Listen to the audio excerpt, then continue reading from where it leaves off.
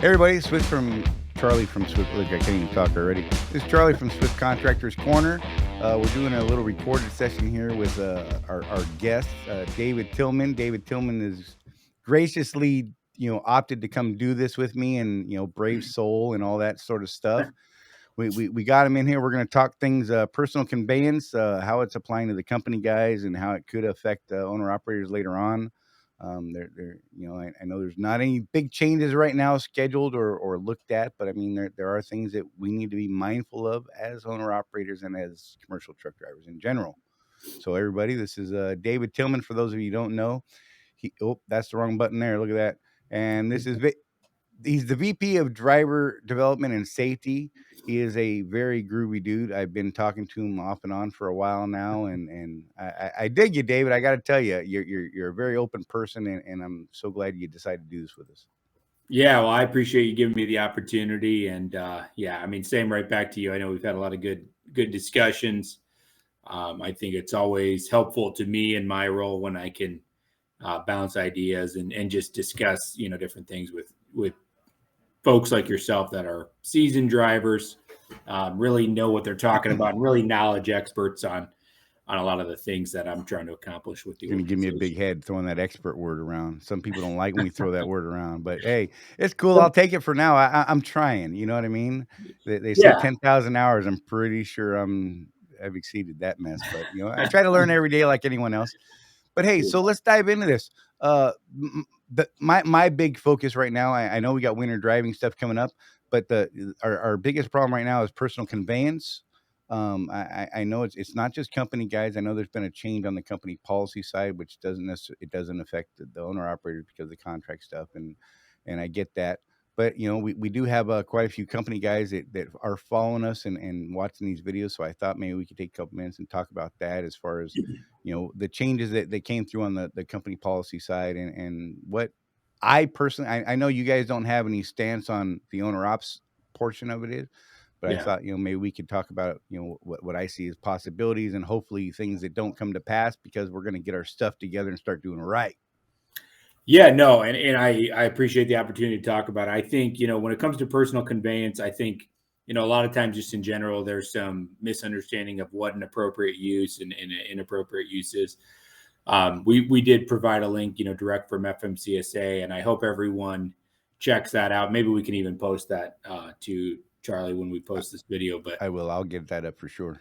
but yeah, I mean, I think there's good guidance there. FMCSA has held sessions where they've even recorded questions coming in live, and we can get those links, and there's an FAQ. Nice. So so first and foremost, we certainly have a desire as a company to continue to improve in all areas of CSA, Right. hours of service and being one of them as well. And personal conveyance is just a area that is accounted for under the hours of service basic on CSA. Right. And we're providing further clarity to, what appropriate uses are. On the company side, as you mentioned, we've gone from a time-based approach more to a miles-based approach. That's up on the company portal. Right. And, hopefully that, I think, aligns us better to achieve our goals for that basic. You mentioned for the owners too, and quite correctly, there's no change to the 2 hour limit that we have previously had out there for owners. Certainly, there's still an expectation to use PC within the confines of what the regulations state. Right. Most importantly, not using personal conveyance to advance a load or Right. operational position or anything like that. Those are some of the more common misuses. So we'll continue to work, diligently with owner operators, company drivers on educating on what those appropriate uses are, and hopefully everyone feels comfortable utilizing their driver leader, their terminal leader as a resource, or their regional safety leader as a resource to Right. help them. A lot of guys don't. I don't know why, but in my experience, a lot of guys, they don't even know who their safety director is at their terminal, and that just baffles me. I mean, I had a pretty good working relationship for a long time with ours in Troutdale.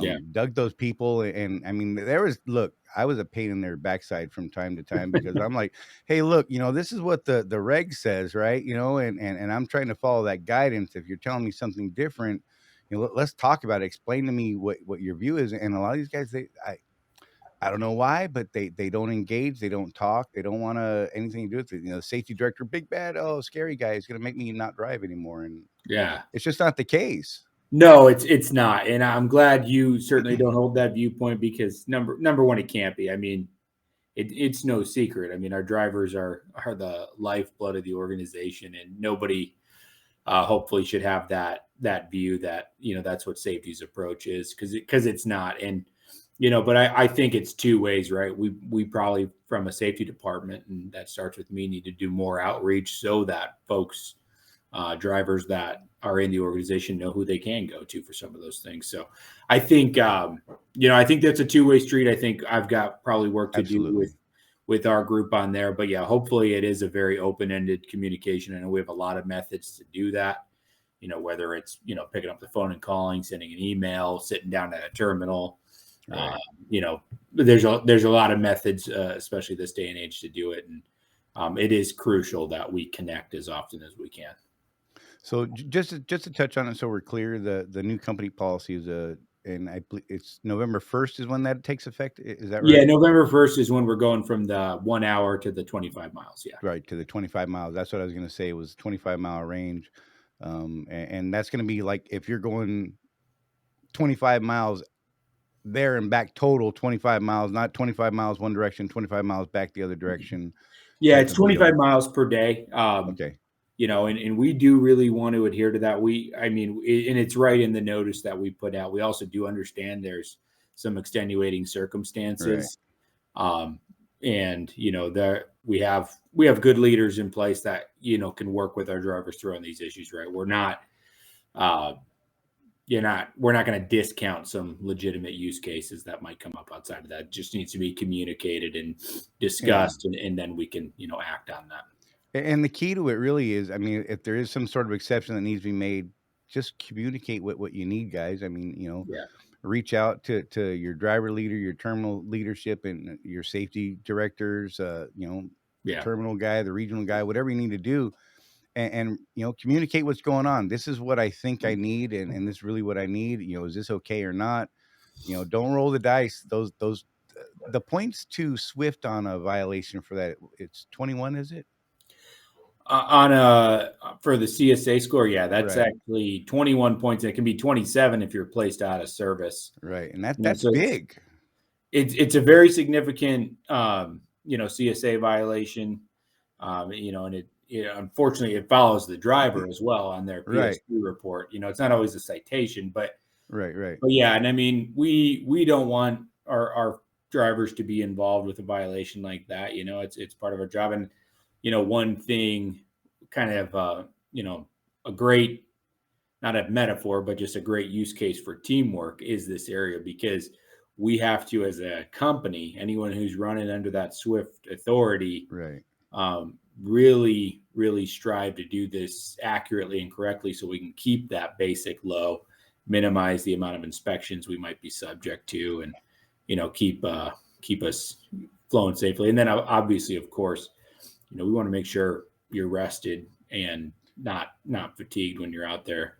And I think it's just an important issue for us to give some attention to, for sure. So And a lot of guys don't understand, as far as proper use, that, okay, if you're using personal conveyance, that granted, yes, it does count towards your 10-hour break, but one of the important some of the important wording in that is that you still need to acquire the required rest rest, yeah, time. So I mean, let's say for an owner op, the guy runs 2 hours down the road on PC, at the end of his 14-hour shift, right? And to wherever it is that he's going, that is legitimate use of PC, okay? yeah, And he gets there and he turns around in 7 hours and PC's back, or 6 hours and PC's back, the 2 hours. He's got a total of 10 hours there, but DOT is going to look at it and say, what? But you were parked for 6 hours, man. Where's your rest period? Where's your Right. legitimate rest break? And a lot of guys don't understand that okay, I need the adequate rest period in that a minimum of 8 hours in the sleeper is kind of the guideline there. You know what I'm saying? Type of deal. And they don't get it. They're like, well, no, it's part of my 10-hour break. I'm good, Yeah. but they're not looking at how that's going to affect them in the DOTIs. Yeah, no, and I think you're right. And look, I mean, obviously everyone's a little bit different in terms of how much time is needed for adequate Right. rest. We're not all the same there, but yeah, I mean, at the crux of it is personal conveyance. Number one should be truly personal, Right. and in certainly limited. Right? You want to be for your own Exactly. good, and others. You want to make sure you're adequately rest. So, I think there absolutely is use cases for it, but it's one of those areas that you really have to hold yourself, I think, accountable to doing it accurately, so that it doesn't get out of, I don't want to say out of hand, but it doesn't get misused. I think out of hand is good. Honest to God, I think that's actually good phrasing because it truly does get that way with some of these guys sometimes. And I'm Yeah. not calling anyone out, but as a driver, I talk to these guys and I'm like, hey, I use it for this or that. I'm like, oh, Yeah. why? Don't do that. You're just opening yourself. You're opening Swift up. You're opening everyone up to just take a hit for nothing. And gosh, none of us need that. From a business standpoint, I mean, why would you put yourself in that sort of scrutiny? Yeah, no, and we need to operate, with the 11, the 14, the 70. But Absolutely. and we talk about this a lot, and I know we might even talk about winter weather. But I mean, there's the the drivers just need to know, look, if you're too tired or the weather doesn't call for it, just shut it down.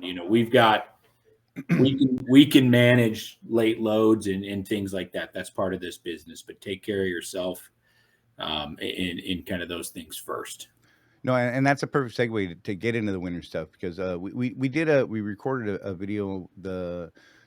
You and I are recording this on the 20th, and we had a live video on the 19th yesterday, and that was the subject that I touched on was being prepared for winter weather. What you need in your truck and things like that.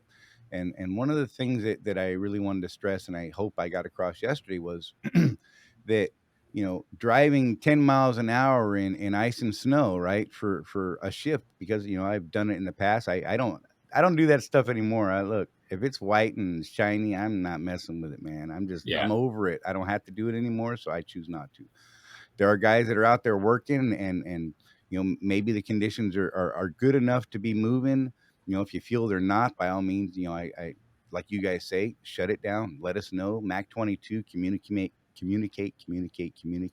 yeah, And but if you are driving in that stuff, then you need to realize that it's going to cause more fatigue. It's going to cause a more stressful environment, and people don't realize, well, hell, I'm only doing 10 miles an hour all day. What can it do? No, it will wear you out. yeah. Well, and that's a good. I mean, you obviously know that firsthand as a veteran driver, but that's a good point to make. And we try and reinforce this so much through the winter, not to just inundate people with messaging, but when it comes to weather and fatigue, it's just we empower the driver, make the decision that's the safest one for you, and those that you're out on the roadway with. And it's okay, and in fact it's encouraged to shut down Right. when it's called for it. And we are here to support you. Like you said, you can send in a Mac 22, you're going to be late. Right.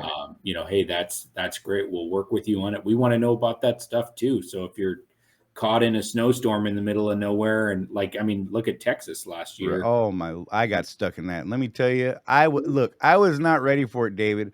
I Yeah, thought, oh heck, I'm going to be great. We're going down to Houston. We got a reserved spot at the Flying J. We got there. They closed the doors 2 hours after we got there and didn't open for 4 days. that's what I'm talking about. And we want to know those things. Oh So my like, hey, gosh! do you need our help? Like, can we mostly like, hey, we just want to communicate with you and make sure you're okay. And so, overly communicate those things, but definitely feel empowered to make that best decision. And look, we are a large company too, as well. So if we see significant weather or an issue, maybe an hour up the road from where you are, we're trying to be as proactive and message that Right. to the unit where you are and help get you shut down into a safe place. But yeah, you hit it on the head. When you get into those conditions, get off the road, get shut down, make sure you're safe. The plows will come out, salt Right. trucks will come out, and they'll get it cleared. And and I don't want this to sound like a corny cliche or anything, because everyone's heard it 100 times now. But with the supply chain issues in the news and Right. drivers stepping up during COVID and all the things they did, you've already done so much for the country, for the organization. There's not a more prized asset that we have than our drivers. And just take care of yourself first. We want to work alongside to take care and work through these issues with you. Being on the ice and snow is not a time to be a hero. Be a hero by parking yourself in a nice, safe place. How's that? So that's a great point. I mean, ice especially, like, just it's just something we will constantly be telling you and encouraging you to get off the road and get to a safe Right. place. And it really has become, gone are the days excuse me, gone are the days where we were doing, my whole 10 or 11 hour shift on chains at 10 miles an hour across, Wyoming, and then my teammate gets on and we're still on those same chains and the same 70-mile-an-hour winds and crazy ice and snow, and they're like, load's got to get there, things have changed since then. It's Yeah. we're like, look, it's not worth it. The lawsuits, the litigation, all that stuff. It's one from the safety side, but I mean, I'm a business guy, so I have to look at the business side of it as well, and the liability issues. I mean, for Swift, for us, for everyone out on the road, it's absolutely insane. I mean, the fines, the risk of life, limb, and dollars. I mean, there, it's a crappy thing to say to some people to throw dollars in that, but it's a reality. We're in business, and those things do come into play. And I try to stress, the safety first, of course. But again, I'm coaching people on running a better business, and for me, ample rest, being safe, taking care of your health, and making sure you have enough rest. I mean, those things are paramount. Yeah, and they are. And I mean, I think you really honed in on the beginning there too. Just look, safety, your safety, those that you're sharing the road with, that's paramount to what we're trying to do, right? That's a very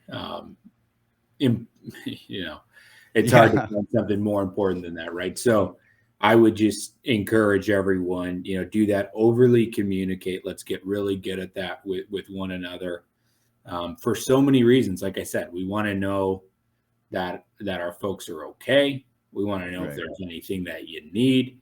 And to your point, yeah, the load can be late. There is nothing Right. wrong with that. I mean, that's expected often in the winter, depending on where you might drive. Obviously, some Right. areas of the country are not as affected by winter weather as others. But yeah, I mean, you hit it on the head. And as a veteran driver, I think you know that better than most. But I really encourage our fleet of both company drivers and owners at Swift to really embrace that principle of, hey, just shut it down when the conditions call for it, and we'll work through it together. And I really do think that is becoming a lot more normal or regular for people. It Yeah. is a little tougher for guys of my era or before. They're like, to hell with it. I got changed for a reason. I'm gonna go make the miles, and I can't make any miles. Well, you know what? It's just not worth it. There's more people on the road now too. Yeah, You know, there are more on the road, and you hit it. I mean, look, it's the weather. I mean, Texas was an exception. How long the weather stayed oh, it terrible was there last year, ridiculous. but it's gonna clear up. And Right, wait for the roads to clear, and then we can get back out there. Trust me, it's better for yourself, your career, and those that you're sharing the road with. So that's where you're going to hear it a lot. right. You already do hear it a lot, but you're going to hear it a lot over winter. I try to make that decision, when I'm out there doing it and the weather's maybe getting a little sketchy. I run the Southeast, so I worry about wind and rain and tornadoes, right? That's Yeah. really my big focus. Every now and then we get a little icy patch. Yeah. Um, but at the same time, I'm looking at the wind and the rain and the tornado stuff, and think, okay, is my load capable of withstanding the winds that we're having? Are there possibilities of bigger gusts coming around? Uh, you know, if my grandchild was in the car next to me driving down the same highway at the same speed as me, am I comfortable with them being in a car next to my 80,000-pound truck? Yeah. And if I can't answer that, yes, I'm cool with it. I am absolutely not okay with getting down the road. Yeah, no, and I mean, I'm sure you got a slew of in your tricks and stuff you've learned along the way, or your knowledge, and that's awesome. And I know you do share that with a lot of younger drivers and newer drivers of the industry, and even some that aren't brand new to the industry. So Right. I guess first and foremost, I'd encourage you to continue to pass on that type of advice, because that's something we strive to do as an organization too. Um, but you're really spot on. We have a lot of technology. We have weather alerts that can go to the trucks. We have just different Right. things. But I know most drivers have weather apps, and they're checking that as well. And that should be part of your pre-trip, and that should be, or sorry, Absolutely. part of your trip planning. And um, it's encouraging. That's one really great use case, I think, for technology, is weather, and things are a lot more predictable. We know what's coming, so I'd encourage everyone to continue to do that. And you hit it on the head. If you find yourself in these conditions, it's okay to shut it down and wait till morning, or wait it out. That's Right. absolutely 100% okay. Yeah. Again, just we're gonna do it over and over. Be safe and communicate. All you have to do is let people know what's going on. And Yeah. they're like, "Great, let's move on and let us know when you're safe and it's good to go, and then we'll get that load delivered or picked up." And that's been my experience since gosh, it's been a long time, and even back when, I mean, when I first started, I think it was '08. you know, on most of the freight that I hauled. I mean, I was on a weird account for a while when we were establishing Cabela's, and it was like, look, if I-80's open, we pretty much expect you to drive. That's Yeah. just how it was back then, and that was fine. But when I wasn't on that account, even as a company director, they're like, look, if it's not safe, let us know. Just let us know what's going on. I mean, it wasn't quite as easy to get it to say, hey, it's sketchy and I don't want to run chains. They're like, well, why not? It was a Yeah. different culture, slightly different culture, but Yeah, I but think things things have have changed for the changed. better. So And I think things have changed a lot in the industry in recent years, and I think a lot of that is good change, right? And absolutely. yeah, so, but no, you're spot on. There's you know there's a lot of variables out there in the winter. I mean, what type of weather is it? All those different things. Right. Um, Hopefully, again, to your point, you were harping on the communication piece too. Is call in, let's have a conversation, but you don't need to necessarily try and figure that out there on the road in real Right. time, right? Pull off safe, truck stop. Right. Not on the side of the road. We don't want to be parked right on the side of the road, but pull off safe to a truck stop or somewhere where you can, and we can chat through it, and certainly you can just feel empowered to shut it down. Right. Um, maybe we could talk about we're talking about the overall safety, with the actual driving portion of it. Um, one of the things we were trying to express to people is, with this weather coming up and 3 points of contact. I mean, I always giggle when people start talking about 3 points of contact because I'll think of that message that came through the Qualcomm that says, "Look, guys, when you're getting out of your truck, make sure you use 3 points of contact." And I know it's because my terminal just had someone fall out of their truck, Yeah. and it's not funny, but at the same time, I'm like, "Come on, how are you not just being smart about this? It's not that difficult to climb those 2 steps and not fall on your head." But throw in the ice and the snow, and there's different things that happen here, but Yeah. there are precautions we could take. I know Troutdale and I believe some other terminals will hand out those little ice cleats that you strap on your shoes, Yep. and people don't know about that. They're like, "Wait, what?" I can get what? I'm like, man, they gave them to me for free. They're just like, here, put these on your shoes when you need to. Be Yeah. careful. Well, and no, that's a good point. We still have those. We still do hand those out. All the terminals have them, and we have them available for the terminal leaders to order online. Great. But you make a really good point. I think being prepared with items on your truck, maybe a couple of days of food, water, Absolutely. warm clothing, that type of thing is very important, especially if you're dedicated in a Florida only route, maybe not as Right. Right. important, but if you're going anywhere where there's potential for weather. But yeah, I mean, I like the point you were making too. Trucking is a hard job. Driving a truck Absolutely. is a hard job, and we do focus so much of our time on the on-road stuff when it comes to safety. The Right. DOT portion of the regulations, but there's a lot of hazards to look out for on whether it's a terminal, a customer's yard, whoever.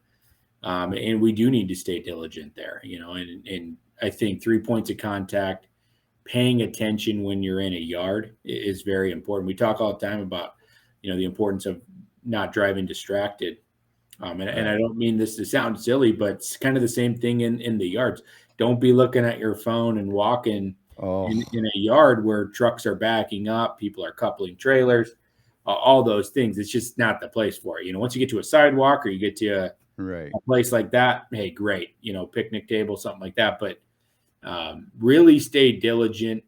Wear your vest if you have it when you have it and you're on the yards, especially at night. Right. And we have those as well, just like the cleats. Those are issued to Okay. all drivers. If you need them, you can go into any terminal and we can get them for you. But yeah, I mean, it's just one of those things that people I think, oh, that sounds silly. You're telling me to, not walk and text or something like that. But trust me, we've seen a lot of work injuries from things like that. You trip over a pothole, you hit a curb, and Walk these in are front of that truck significant, pulling out of the fuel island. I mean, look, I yeah, I see it every day, David. It's crazy. painful stuff, right? And it's like it goes back to what we were talking about. We don't want you to get hurt. I don't want anyone to have to miss time from work because they get hurt. Right. Your family doesn't want you to get hurt. There's a whole lot of people, including No yourself, doubt. that don't want you to get hurt. So People are counting on us, yeah, whether it's our family, whatever. I mean, the general public, with the things that we deliver, yeah, we can't do those things if we're laid up in the bunk or in a hospital bed because we just weren't paying attention and you yeah, know uh, it's really a matter of being diligent in everything that we do, and we are professional truck drivers. We are professional drivers. And when I was in law enforcement, I held myself to a different standard. I held myself to the highest standard that I could in everything that I did, and I do the same thing in truck driving.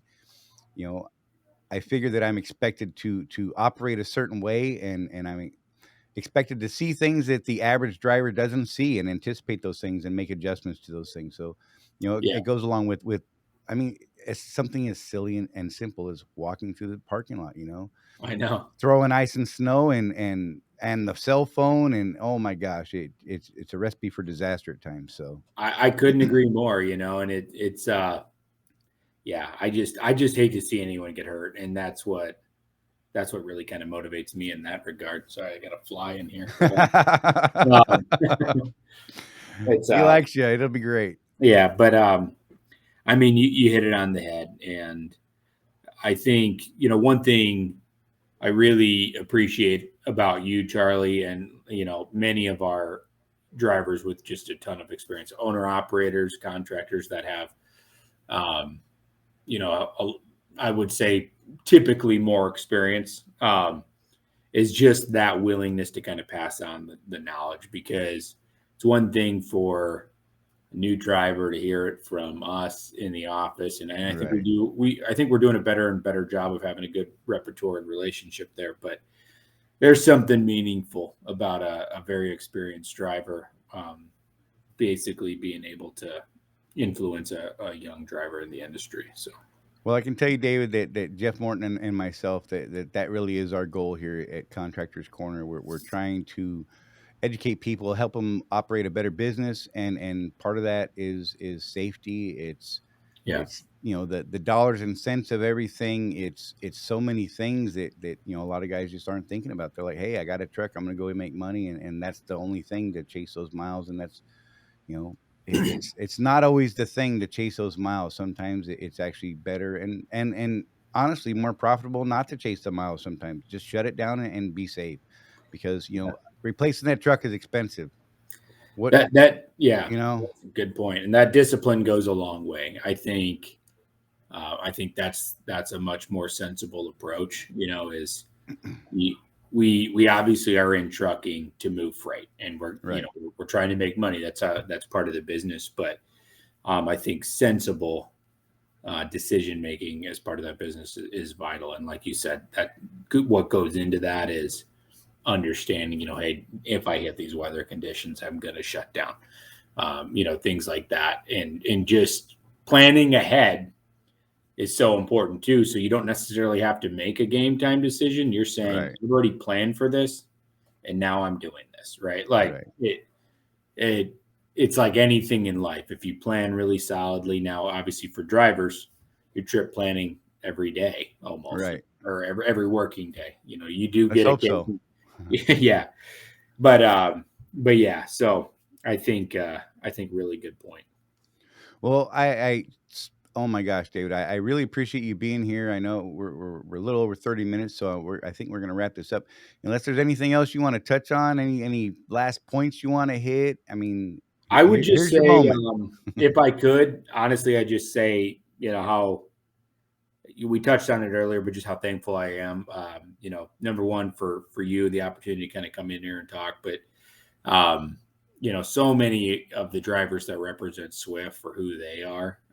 It's one neat thing I get is a vantage point, to be able to work with a lot of different drivers and kind of see the perspective a lot. And I mean, you'd be blown away by the humility of so many people, and just I Right, mean, it could be a smart drive video, Charlie, and they do something just unbelievable.